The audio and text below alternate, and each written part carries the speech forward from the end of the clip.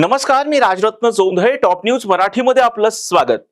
केंद्रीय गृहमंत्री अमित शाह यांच्याबरोबर एकनाथ शिंदे, देवेंद्र फडणवीस आणि अजित पवार यांची एक बैठक पार पडली. या बैठकीत मुख्यमंत्री पदाच्या नावावर शिक्कामोर्तब झाल्याची माहिती आता समोर आली आहे. एकनाथ शिंदे यांनी मुख्यमंत्री पदावरील दावा सोडलाय, तर भाजपाकडून मिळालेली उपमुख्यमंत्री पदाची ऑफर देखील एकनाथ शिंदे यांनी नाकारल्याचं कळतंय. मात्र जर एकनाथ शिंदे उपमुख्यमंत्री होणार नसतील तर या पदावर कोणाची वर्णी लागू शकते, कुणाच्या नावाची चर्चा आहे, पाहूयात. मुख्यमंत्री भाजपाचाच होणार हे निश्चित असून राष्ट्रवादीच्या कोट्यातून अजित पवार हे पुन्हा उपमुख्यमंत्री होतील. मात्र शिवसेनेच्या कोट्यातील उपमुख्यमंत्री कोण असणार यावर सध्या जोरदार चर्चा सुरू आहे. राज्याचे मुख्यमंत्री राहिलेले एकनाथ शिंदे हे डिमोशन स्वीकारून उपमुख्यमंत्री बनण्यासाठी तयार नसल्याची माहिती सूत्रांनी दिली आहे. मात्र त्यांनी उपमुख्यमंत्री पदासह काही महत्वाची खाती भाजपाकडे मागितली आहेत. यामध्ये गृह खात्यासह नगर विकास आणि महसूल मंत्रालयाचा समावेश आहे. गृह खात्यावरून भाजपा आणि शिवसेना यांच्यामध्ये रस्सीखेच सुरू आहे. तर गृह खातं न दिल्यास उपमुख्यमंत्री पदासह महत्वाची 4 ते 5 खाती द्यावीत अशी मागणी शिवसेनेकडून करण्यात आली आहे. शिवसेनेकडून भाजपा पक्षश्रेष्ठींना आपल्याला हव्या असलेल्या खात्यांची माहिती देण्यात आली आहे. मात्र भाजपा, शिवसेना आणि राष्ट्रवादीची मंत्रिपद वाटपाची चर्चा अजूनही पूर्ण झालेली नाही. त्यातच शिवसेनेला मिळणाऱ्या एका उपमुख्यमंत्री पदासाठी अनेक दिग्गज नेत्यांची नावं आता समोर आली आहेत. पाहूयात. उपमुख्यमंत्री पदासाठी चर्चेत असलेलं पहिलं नाव आहे एकनाथ शिंदे यांचे पुत्र श्रीकांत शिंदे यांचं. श्रीकांत शिंदे सध्या लोकसभेवर खासदार आहेत. त्यामुळे एकनाथ शिंदे स्वतः बॅकफूटला येऊन श्रीकांत शिंदेंना उपमुख्यमंत्री पद देऊ शकतात. मात्र दुसरीकडे श्रीकांत शिंदे यांना उपमुख्यमंत्री पद देण्यासाठी भाजपाचा विरोध असल्याची चर्चा दबक्या आवाजात सुरू आहे.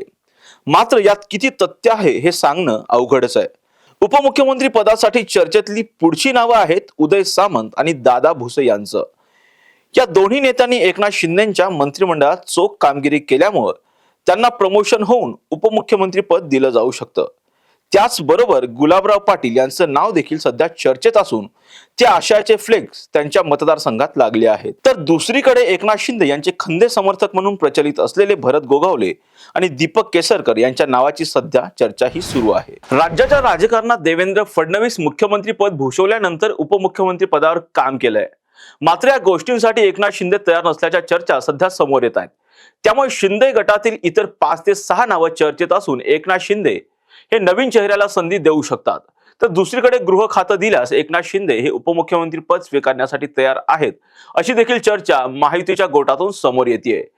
त्यामुळे शिवसेनेच्या कोट्यातील उपमुख्यमंत्री कोण होणार याकडे संपूर्ण राज्याचं लक्ष लागलंय.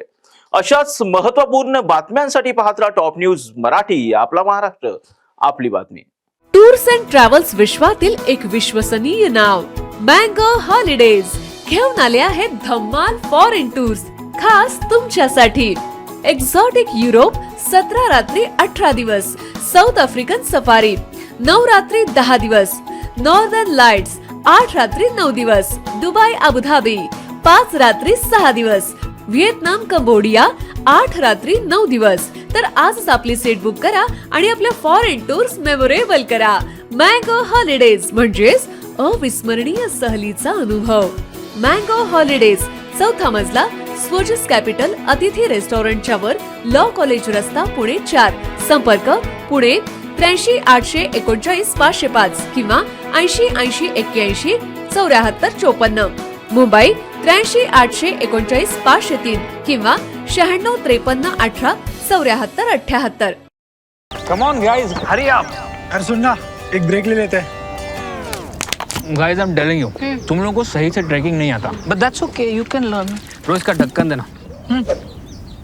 ये रेड वाला है, सही वाला देना. अबे ढक्कन, पहले तो सही पानी पीना.